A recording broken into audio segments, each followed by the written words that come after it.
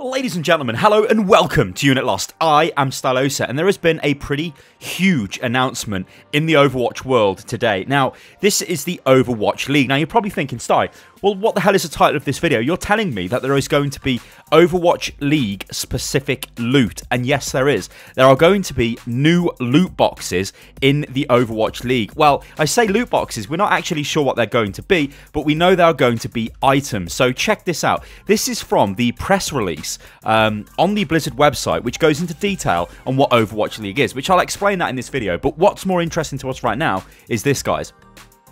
Overwatch players will be able to support the collective teams via special in-game items, as 50% of the revenues from these items will flow into the shared revenue pool. These arrangements will help ensure that teams have the resources to establish and grow their local Overwatch communities for years to come. What this means, well, this is absolutely huge, right, guys? This is like if you play CSGO, if you play I think they do this in Dota as well. Well, with the compendium in Dota, where you can put money towards the esports prize pool. You know, you buy the compendium, you get items, you get bits and pieces, but that adds to the prize pool. That's kind of what this is. What they're saying here is you will be able to buy at some point, obviously not right now because we need to wait for the league to roll out. You will be able to buy, right, items which will go to these teams, yeah? They will take 50% of the revenue, and presumably 50% will go to Blizzard. Now, how they're going to do this, I'm not sure. They could either just sort of have a esports loot box or an Overwatch League loot box, which you can buy, which is a different type of loot box than the standard loot boxes, or you can straight up just go in and buy these items. Now, why is this huge? Now, why am I making a big deal of this? Well, this is huge for one simple reason.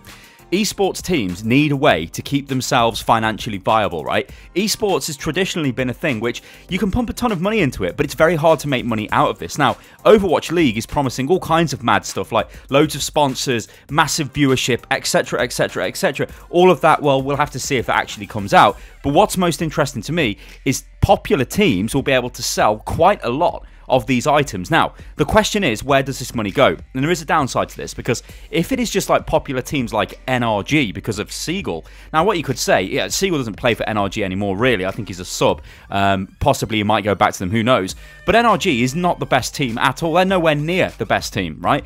Yet you could see them having the biggest fan base, right? Which is kind of the way it is in sports sometimes. It isn't always the best team who has the best fans. So that team could potentially make more money. However, they do say in this statement here, the revenues from these items will flow into a shared revenue pool. So that indicates that it's shared out between the teams. That's pretty interesting. Anyway, let's move on. They also say this on the finances for the team. Now, bear in mind, guys, you have to pay $20 million to buy one of these league positions, which is ludicrous money, but this is what they say. We're keen on making sure that teams will be able to share in the Overwatch League's overall financial success and be rewarded for investing in their home cities. With that in mind, teams will all receive an equal share of net revenues from league-wide advertising, ticketing, and broadcasting rights deals. At the same time, they will keep all local revenues up to a set amount each year. Past that amount, a portion of the local revenues will go back into the league-wide shared pool for teams. Overwatch players will be able to support the collective by buying the loot boxes, etc, etc. Well, what I presume will be loot boxes, as we just covered. So the question is, what the hell are the teams? What's going on here? So the video, which you've been watching playing in the background here, you want to notice that it has shown us locations on the map. And, well, these are the locations. So we've got Robert Kraft, who is the chairman of the Kraft Group and also the New England Patriots. Now, I'm not a follower of the NFL. I have never watched an NFL game in my life. However, I know who the New England Patriots are. I think they're kind of like the Manchester United, right, of American football. They've bought a slot and they own Boston. We've got Jeff Wilpon, who's the co-founder and partner of Sterling VC, so Sterling Venture Capital, I think that means, and Chief Operating Officer of the New York Mets, which are also another American football team, maybe, or basketball team. I probably butchered it, guys. It's an American sports team. That's the New York team. So we've got Boston and New York. You know, they're close. Then we've got Noah Winston, the CEO of Immortals. Now, Immortals are an esports organization. They are based in LA. Then we've got Ben Spunt, who is the CEO and co-founder of Misfits. Misfits, again, are an esports organisation. Now, I'd imagine Misfits and Immortals have had pretty heavy investment from somewhere to allow them to buy these spots, which is frightening in a way, but also pretty good, because the more teams we get into this, the more chance it's actually got of being a success.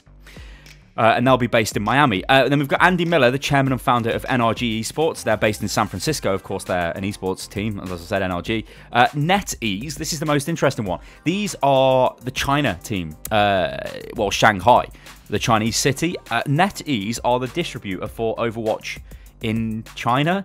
So it's kind of like they've bought their own slot in a way. I don't know. That's up for debate. And then we've got Kevin Chu, who is the co-founder of Kabam.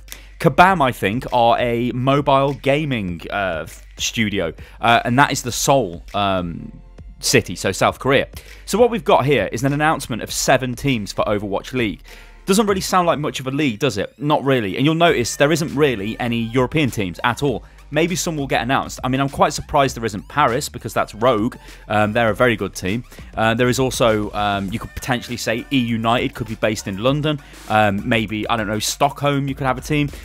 There's a lot of places where you could have teams. I think there's no surprise that it's heavily American biased, because what I think they're trying to do with Overwatch League, and actually there was an article which came out on the BBC today, which was talking about Overwatch League, is it bigger than the Premier League, which is kind of funny, right, when you read it, because you're like, well, hang on, the Premier League makes billions and billions a year just off television rights, not including everything else. Overwatch, is it going to make that kind of money? Who knows, right? We'll have to wait and see. But what you can see what Blizzard are doing, they're trying to get these established sports teams involved in Overwatch and esports, and from there, they can start pushing it forward into the mainstream. Now, I think I've covered what this is, and like I said to us guys, what it means is we will probably get fancy Overwatch loot boxes or Overwatch League loot boxes, which will contain special items, whether they'll be things like badges you can put on your skins, whether they'll be just different skins, whether they'll be things you can put on your weapons like Counter-Strike stickers, maybe they'll be sprays, who knows what they'll be. There's a load of different things they could be. I mean, you guys go crazy in the comments and just speculate. But what I'm more interested in is what you guys actually think about all of this. There is, I mean, I can't sit here and say Overwatch League looks like it's going to be a massive success, because, honestly, the viewing figures of Overwatch competitive esports are not great. The best viewing figures they ever had was after the World Cup, or was in fact during the World Cup at BlizzCon. There were some pretty insane viewing figures there, upwards of 200,000 viewers on Twitch streams. Now that's pretty, well, that's really high, right? That's really, really good. So I think you can kind of see where they're trying to go with this. The whole idea of giving you an identity, right? Because in esports, you don't really have an affinity to your local team. If you do, like if there was a London team, you could say, me as a British person, I'd support the London team, right? Now, that's not completely set in stone. I might not like the London team, so I don't support them. But there's more chance of me being involved in that. There's more chance of a casual viewer thinking, oh, hey, you know, that's my team. It's like when you watch the national team, right? In football or any other sport. It's like, wow, that's my national team, so I'm going to get behind them. And I think that's what they're trying to do with Overwatch League. The problem is, there's only 7 teams announced right now. Now, it is pretty much the start of Overwatch League. This, like right today, is the official announcement of all of this stuff. I think what we're going to see going forward is more teams hopefully get announced, and then going into December and beyond, then we'll probably see some sort of league system set up, and we'll start seeing the teams playing against each other. I don't think we're going to see anything before BlizzCon, because remember, BlizzCon is the World Cup, which I think they're trying to put a lot of emphasis on. In fact, right now we've got the first group stages for the World Cup are going on in Shanghai. Well, they're not going on right now, so don't go, oh god, I need to check this out. They're going on the weekend, I think. So that's going to be interesting. Of course, I'm involved in the UK's World Cup effort as well, which is the final group stages, which is towards the start of August, and is, I think it's in Burbank in California. So that's going to be interesting. So it's going to be great to be part of this and see how it works. But then I think after that, that's when we're going to go into Overwatch League mode, because I think probably the guys who are working on Overwatch League are also the guys working on the World Cup, because there is a bit of crossover. And I think they're probably going to test things in the World Cup, which they're going to use for League. So just to wrap this video up, guys, what do you think about Overwatch League? Are you interested in this? Don't you even care? Were you there when you watched when the announcement trailer came out at BlizzCon, and I think it had Serena Williams in it or something, which was a bit random, and the Crusher 99 and all of that stuff. Everybody was there. Like, I was there live. I was sitting in the crowd, and it was like, Overwatch League, and I was like, okay. I didn't expect that. You know, let's see where this goes. This could be interesting. And then, of course, nothing happened for pretty much 9 months. And there's been a major problem with Overwatch esports. You guys know I like to watch a lot of esports. I make Pro Overanalyzed, which tries to highlight some of the better games that I see and funky strategies and tactics. But Nothing has happened in those 9 months. Loads of teams have been dropped. Loads of, like, I think they call them systemic esports organizations. So basically, esports teams like Fnatic and, you know, teams like that. I'm not saying Fnatic have been dropped. I think they might still actually have a team, or do they, or don't they? I'm not sure. Movistar Riders, for example, they get rid of their team. All these other teams out there that drop their teams. NIP, that's a big esports organization, they get rid of their team because there's nothing going on. These teams have to have competitions to play in that they can potentially win, because the way esports teams make money, it's just the same as any other sports team. If their team is playing in the best competitions, then they can get sponsorship, which they can put onto their shirts, which they can put onto their live streams and all of that stuff, and that's what earns them money. It's not about winning the leagues. It's not about being the champions. If you are the champions, that's great. You can make more money. It's just about being there, and there have been absolutely nothing. So in a way, Overwatch League has stopped the growth of Overwatch esports, which is not great. So this needs to absolutely explode. So I hope it's a success. If it's not, then this could be a bit of a big issue for esports as a whole. So much money has been pumped into this, you know, and also we've got other issues with Overwatch. Is it really that watchable? You know, we play a lot of Overwatch, don't we, guys? All you guys watching this video and myself play tons and tons of Overwatch. Is it that watchable with all the explosions going off? You know, if we hadn't played Overwatch, would we understand what's going on? Whereas if you take something like Counter-Strike, I think if I showed that to my dad, he would be like, oh, I know what's going on here. Those guys are trying to shoot the other guys. Where in Overwatch, he would not know what the hell has happened when several ultimates have been used or whatever.